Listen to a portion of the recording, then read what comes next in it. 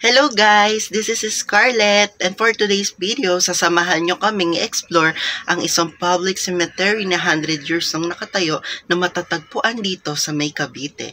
So, I'm done with my lunch and magpe-prepare kami later para pumunta dun sa may location and explore ang haunted cemetery na yun. So, samahan nyo ko guys.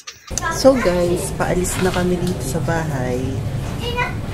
Maaga kami nga alis para maaga kami makakapunta sa aming paroroon.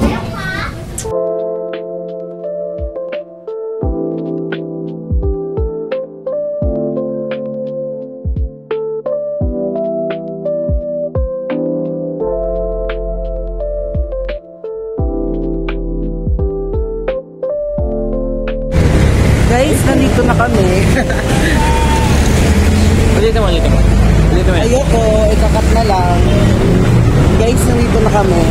Kaya lang, magta-tricycle pa kami papasok sa loob kasi doon pa po siya sa may looban.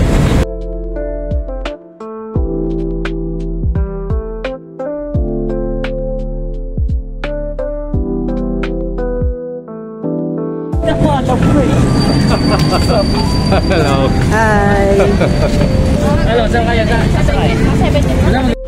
Hi guys, ginto do price ng ano dito, tricycle. Itatanong natin kung magkano. Ay, 50. Dalawa na yun? 50. Guys, eto nag-tricycle pa kami para makarating na sa location.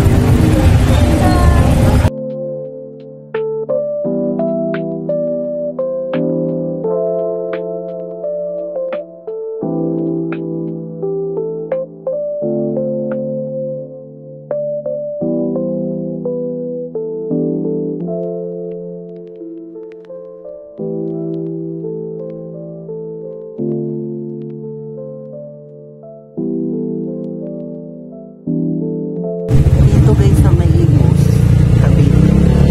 Mga Cavite nyo nakatira. Tingnan mo, as you can see yung mga bahay na makikita mo dito is yung mga sinauna pa, tulad niyan. Ganyan ang mga bahay nilang sa Rizal.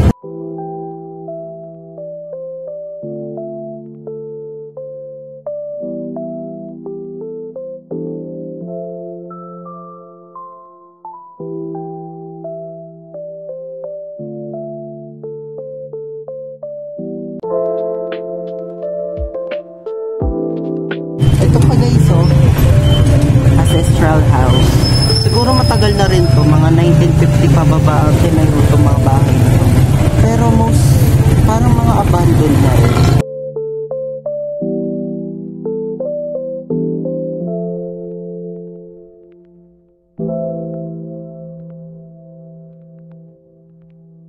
So guys, naka-arrive na kami dito sa may Imos Public Cemetery na tinayo noong 1925. 100 years na siya na nakatayo dito since 2025 na ngayon. And then, kakarating lang namin. At ang oras ngayon is 8:30 p.m. So, nagpe-prepare na yung mga kasama ko para simulan yung exploration namin. And then, magsusolo exploration din ako ng sarili ko.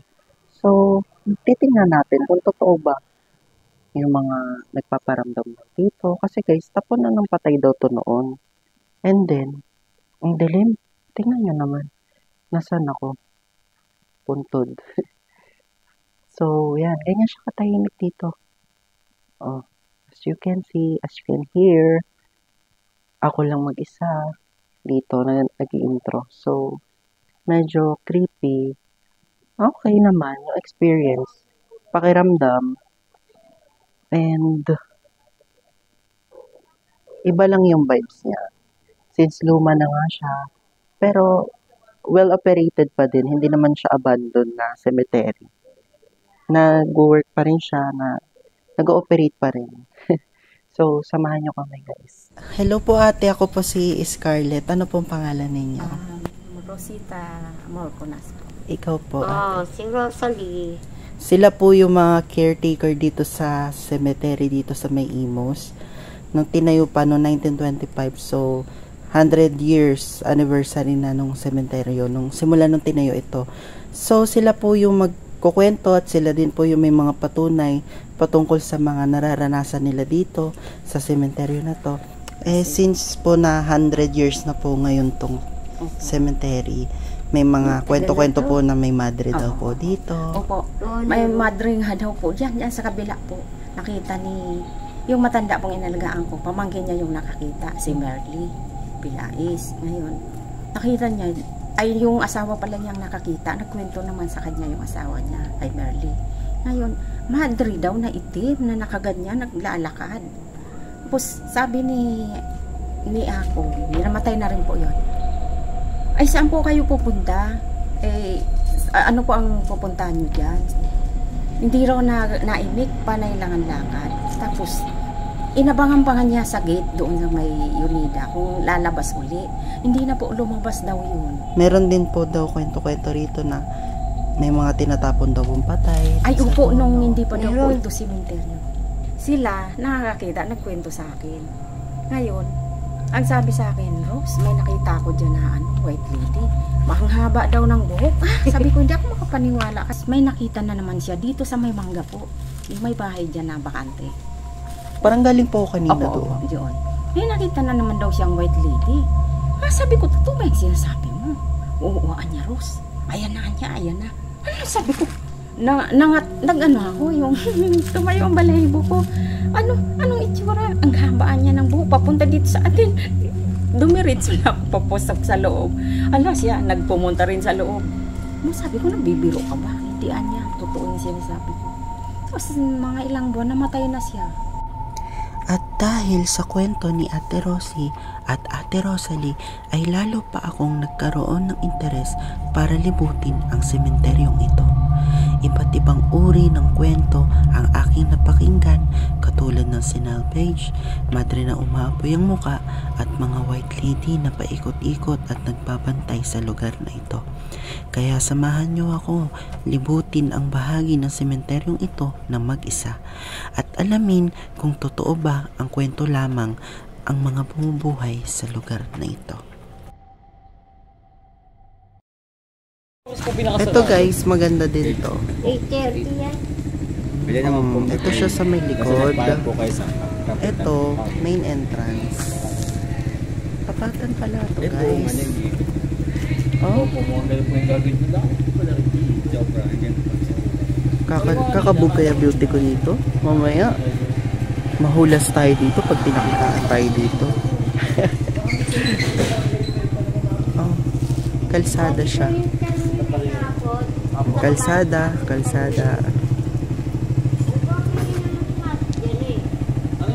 So guys, ito ang entrance ng pinaka public cemetery.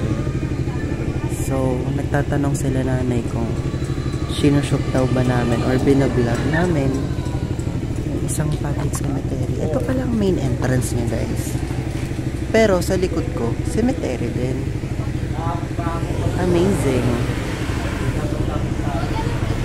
Tapos, kalsada. Parang nakakatakot naman. Pero guys, parang may mga nagsushoot din. Doon sa loob. So guys, nagsimula na akong humiwalay sa aking mga kasama para sa solo exploration ko. And then, sa palagi ko naman, mukha namang safe. And maganda naman siya. Kasi look at this place. O diba? Para siyang subdivision na may paghalong cemetery. Pero guys, ito daw cemetery na to. 1925 pa daw tinayo. So, 100 years na siya. Since 2025 na. And then, bago to kasi naging cemetery guys.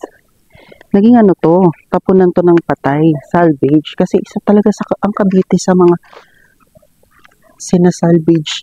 Tapunan ng mga patay tapos parang salvage place. Guys, papasukin natin to. Pero, reflection din. So, hindi natin kailangan kabahan. Hindi tayo pwedeng. So, sa palagi ko naman, okay naman dito. Bubuksan natin yung flow light. Ito siya. Bali mga gate-gate siya.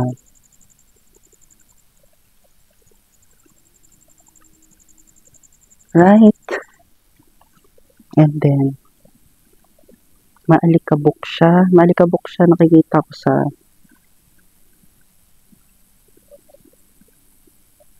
camera ko na maalikabok siya.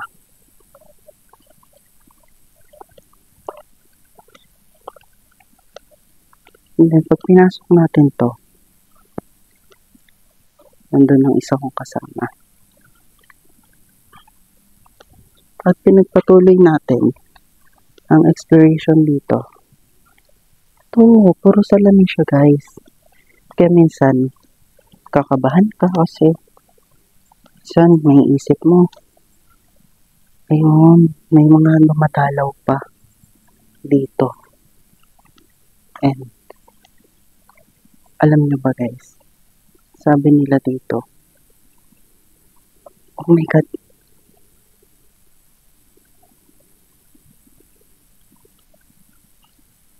ba't ang hina ng ilaw ko?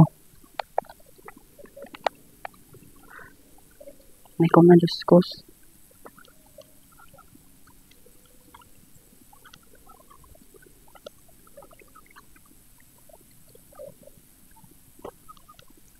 Oh my God.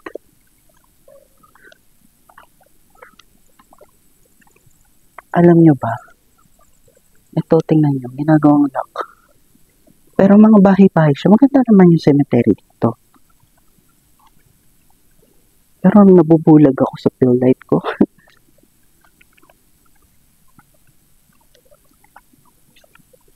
A little bit scary. Pero tingnan nyo naman. Hindi makita mukha ko kasi malabo ang mata ko guys.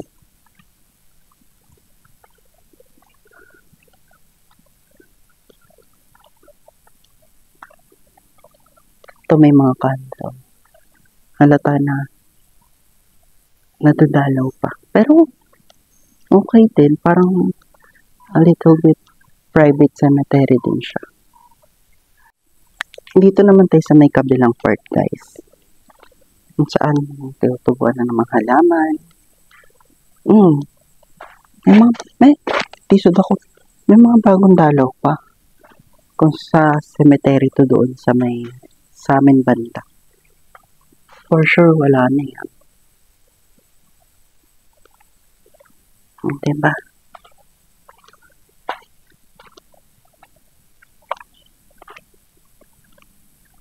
Ito, magaganda cemetery dito. Pinapawisan ako. Ito, hindi mo alam kung puntod ba ito. Pero hindi natin yan naapakan.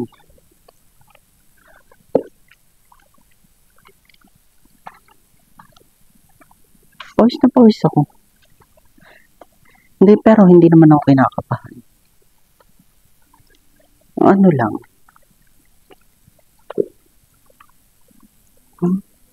Nahulog pa yung kanyang picture frame. Guys, kapag may narinig kayo or may napansin kayong kakaiba sa video, let me know, ha? Kasi may mga times na hindi naman naririnig dito pero naririnig na audio. Actually, itong microphone na to, may noise cancellation yan. So, kapag may narinig dyan, it's for normal.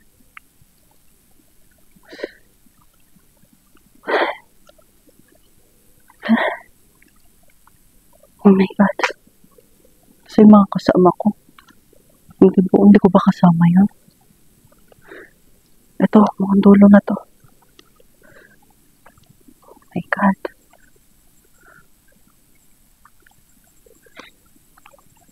Ito yung dulo.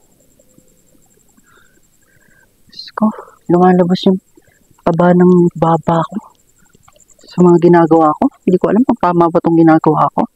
Ito, ano ba yan? Taniman ng halaman? Oh my God, may nakaamoy ako guys. God. Ano yan? Putang ina, mamaya gumalaw yan ha. Weird. Oh my God, nasa yung mga kasama ko. May mata dun oh. Putang ina pusa. Umihina yung ilaw ko, oh my God. Mama Mary, baka gumalaw ka ha. Lobat na.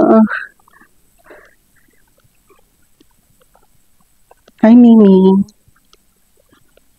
Are you okay here? Hi.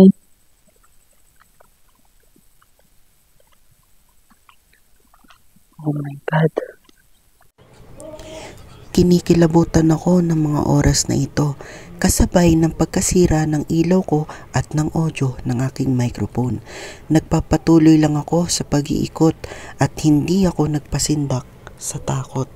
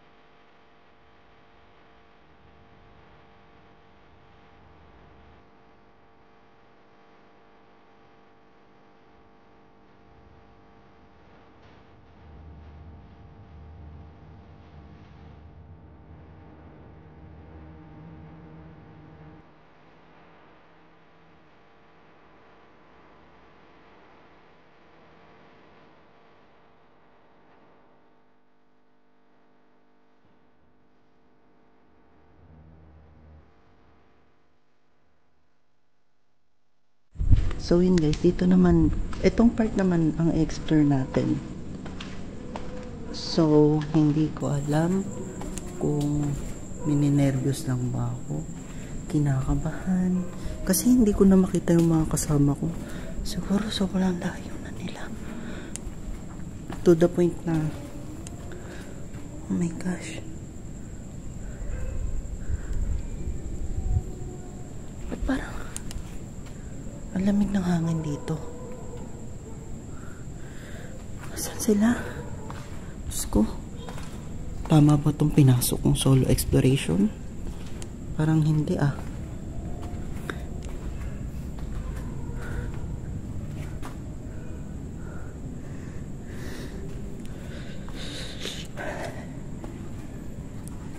Nakakaba? Oh my goodness. May nakaaninag ako sa gilid ko. Oh my gosh. Pawis na ako. Ito. Yung mga nailiban na. Ito. Parang part na ano na siya. Tinibag. Or pwede rin pagtayuan. Parang may ibang bakas ng paa ko naririnig. Etong part naman na to guys. Ang explore natin. Oh my gosh.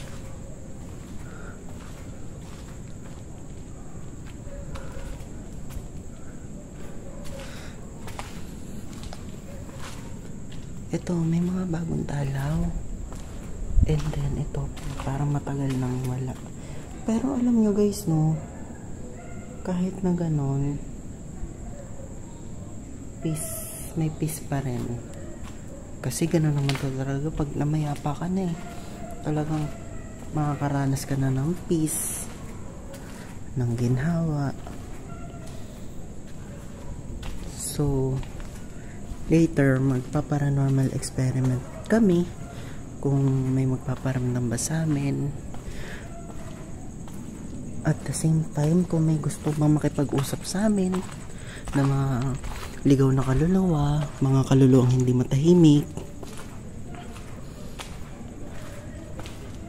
Kaya weird din kasi tingnan nyo, tinutubuan na ng halaman tong mga to. Tsaka nakakatakot isipin guys, no, na dating tapunan to ng mga sinalvage. Ay, nakakainis sa double chin ko guys. To, tingnan nyo guys, parang matagal na to. 2001, almost 24 years. Ito guys, oh, may damit pa dun, tapos bukas siya. Ayan, oh my gosh, ito abandoned place. Hindi tinibag na to, hina ng light ko. Kaya ayan, dito naman tayo guys. Actually, hindi naman siya nakakatakot, sakto lang. Pero syempre, hindi mo may iwasan kasi baka may mga addict na naman na nakatira dito or gumagamit, tapos mag-isa lang tayo. Hindi natin maiwasan na hindi matakot, diba? Oh my gosh, may nakatayo dun guys, oh. Susubukan natin pasukin to. Wala siyang gate, wala siyang bahay. 2006, 1993 siya namatay, oh. Ito may bakante, pero lupa siguro. Ay, putang ina. So guys, lipat tayo sa may ano, kabilang part, sa may kabilang gate. Lalabas tayo dun sa may dulo, kita niyo yan. Tapos lilipat tayo sa ibang gate. Oh my gosh, parang nakakailang ano na ako, kaba na ako rito.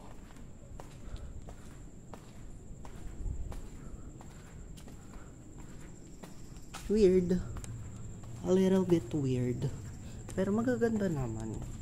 Hindi naman dapat katakutan kasi tahimik na yan sila eh.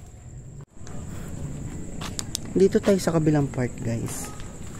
Papasukin natin to, masukal na to.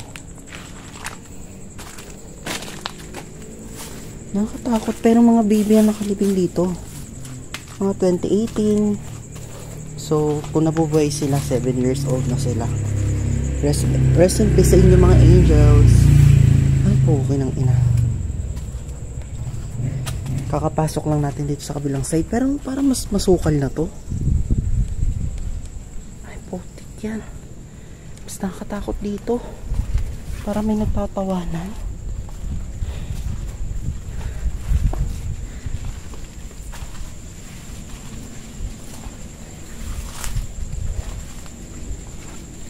Grabe. Alam nyo guys, pagpasensyahan nyo na yung part na hindi ko matutukan na maayos yung pinapakita ko kasi nabubulag ako sa front cam. Ito, madilim siya guys. Mahina na ilaw ko. Yan. Diyos ko. Ito, malayo na ako sa mga kasama ko. Pero tama lang, nilalakasan na natin loob natin. Ito, mga baby, libingan ng mga baby. Tingnan nyo guys, sobrang sukal niya, no? Pero may mga ilaw, siguro mga solar. Nakatakot naman ito si Mama Mary. Mga tahimik na. Yung mga nailibing dito, tabi-tabi po. Kumukuha lang po ako ng magandang video sa pag-explore. Ay, Diyos ko. Nakakaamoy ako ng hindi ko alam kung lavender or sampagipa. Grabe. Grabe. Parang may nasunod sa akin. Or echo yun ng padjak ko. May ilaw dito. Medyo maliwanag, may ilaw. Papasukin natin to, guys. Itong part na to. Ito para siyang ano, lumang simbahan, yung style niya. Parang kung ano no nairinig ko.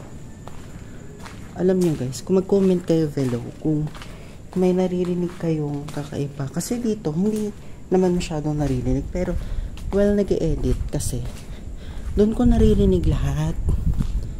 So,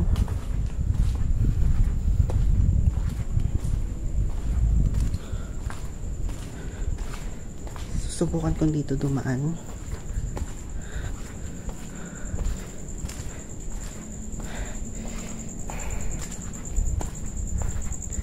Grabe. Ang bilis kong maglakad kasi syempre natatakot.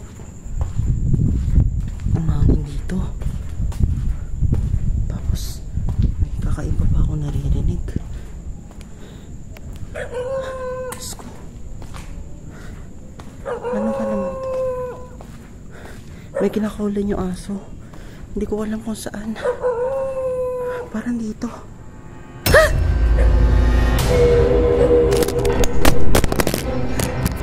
Nahulog pa yung camera ko.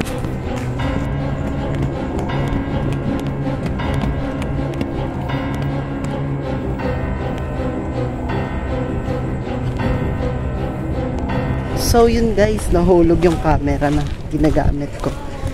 Nagulat kasi ako kaya hindi ko rin namalayan na nahulog, na bitawan ko yung camera na dala ko. So hindi na namin ipagpapatuloy investigation kasi wala naman din kami masyadong naramdaman.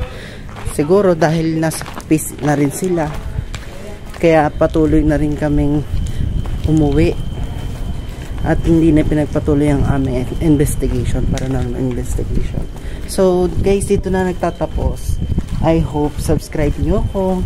Tapos mag-suggest kayo ng mga lugar kung saan pwede mag-explore. Nang, thanks for watching.